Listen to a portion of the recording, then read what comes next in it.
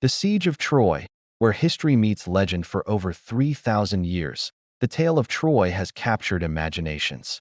A powerful walled city in ancient Anatolia, and a war that blended reality with myth.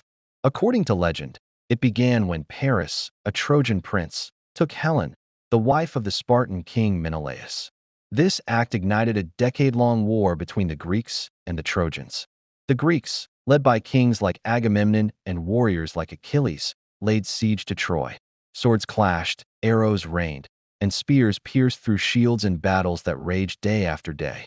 But the city's mighty walls stood until cunning replaced brute force. The Greeks built a massive wooden horse, hiding soldiers inside. Believing it a gift of surrender, the Trojans pulled it into their city. That night, under the cover of darkness, Greek warriors emerged, opened Troy's gates, and the city burned. Archaeology suggests Troy was a real city, destroyed by war around 1200 BCE. Whether the events unfolded exactly as told remains a mystery. History and legend, sword and fire. The fall of Troy echoes through time. The end history isn't just in books, it's alive. Keep exploring it with us.